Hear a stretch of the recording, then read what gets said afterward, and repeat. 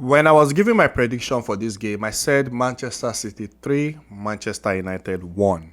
I was expecting a win from this game because we're playing at the Etihad and we've been good. We've been good. Like we've not had like our previous games we've been playing well, but I knew we can't keep a clean sheet. I was expecting Manchester United to get a goal. So I was expecting I gave a scoreline for us to win the game 3-1. And in that first half, when Rashford got that goal, I was like, wow, what a goal, what a goal, because that goal was very, very good. It was a very good goal. And of course, I was also expecting how Manchester United were going to set up against us.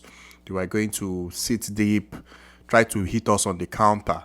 And this is not me just trying to be disrespectful, but I think of all the managers that have managed Manchester United ever since Sir Alex Ferguson left, the only person I've been really, really, really scared of is Ole.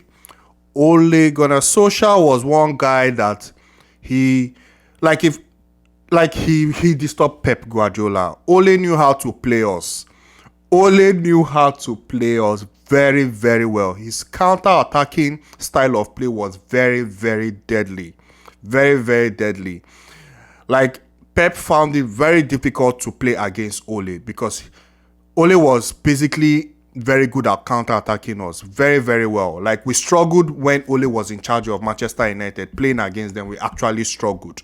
We actually really struggled. But the other guys, the other managers that have actually managed Manchester United, Pep has actually played well like against them. And Eric Ten Hag, I don't think he's on that level to cause Pep a problem. Honestly, this is not me just trying to disrespect him, but I just feel Ole Gunnar Solskjaer was just that manager that whenever I was facing Manchester United, I wasn't really that confident. I was not always confident. I was always expecting either a draw. I was expecting either a draw because Ole knew how to play us. But in the first half, it was typical Ole kind of goal. Counter attack. Very, very good kind of goal. Rashford got to the ball and like I think it was like Onana gave like a very good pass to, was it to Bruno? Then Bruno gathered the ball very well and laid it for Rashford, and Rashford took a shot, of which I don't think there'll be any goalkeeper that will save that, because that goal was a very, very good goal. But apart from that goal, I think Man City, we did everything well in that first half. We're creating chance, we had the ball. Manchester United were making it difficult for us to break them down, making it so difficult for us to break them down. Erling Haaland missed a chance. Like Phil Foden, you expect him to finish that chance. The true ball from Kevin De Bruyne. That was one time we had like space to punish them because they were sitting so deep. But with Foden, when he's on his right, it's like a 70% chance conversion rate. But when he's on his left, there's a high chance he will get it because his left is more strong. He's more stronger on the left. But in that first half, I don't think there was anything to complain about. I would say I wasn't impressed with Doku. I'm talking about Doku. I'm just allowing Doku because I know it's his first season. He's still trying to adapt to the league. He's still trying to adapt to his teammates, trying to understand the league. So it will take time for him to really get into the system. That's why, yes, is Doku struggling at the moment? Yes, he's struggling at the moment. But it's his first season. With time, I believe things will get better. There are some things he needs to improve on in terms of his dribbling. I would like to see him dribble more like, you see the way the likes of Mane, Hazard, Sane, they dribble to go. They dribble to have a purpose. I feel sometimes he slows us down, but maybe if he stays longer in the team, he will get to improve more because they're still a very, very young player. And in that second half, we went to that second half, and I honestly can't recall if Manchester United had a shot. I honestly can't recall if they were causing us problems, honestly, because it was pretty much one-sided in that second half. And Phil Foden stepped up. Phil Foden this season has been one of the players that have been very important for us this season. We lost Gundogan to Barcelona, and this was his opportunity. There were so many expectations on him. Even Kevin De Bruyne was injured at the early stage of the season. So he has been carrying us so far. And so far, he has been doing well. Phil Foden has been doing well. Last season, he had some setbacks to injuries, and also he had a surgery with his appendix. And already Phil Foden has already scored more goals in all competition as compared to last season. So this season, Phil Foden is, you can tell he's becoming more matured. He's becoming, like, you can tell he's ready right now. You can tell Phil Foden is ready. If he keeps playing like this, I won't be surprised if in the future he'll become one of the best. Like, if in the future he'll become one of the best players of his generation, honestly, if he keeps playing like this. Because with Foden actually is playing so well this season. He's a very, very important player for us. The 2 goals he scored, like, in the big occasion, you need your players to step up. And in this game, Phil Foden stepped up. On the right-hand side, he was causing problems. When he moved to the left-hand side, he was still causing problems. Sometimes he was in the middle. You could see him going back to receive, to win balls. Like, Phil Foden today was just unplayable. He was so good today.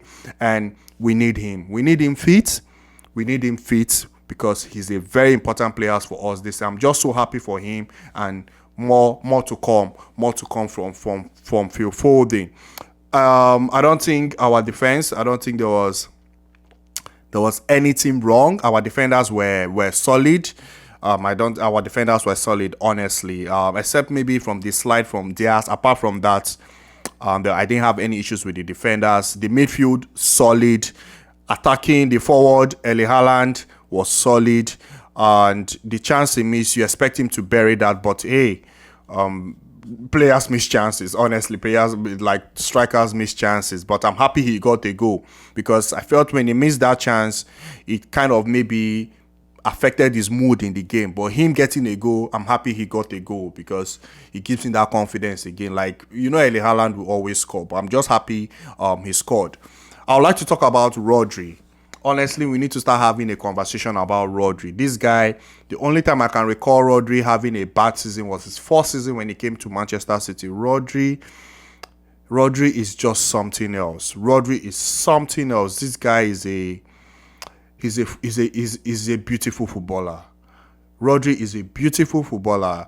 What he gives to us is, I'm just scared. I don't even know how Rodri stays fit. That's what I keep saying. I don't know how Rodri is able to stay fit. I don't know how they're able to manage him and keep him, because Rodri is a very important player to our team. He's a very, very, very important player to our team. Shout out to Rodri.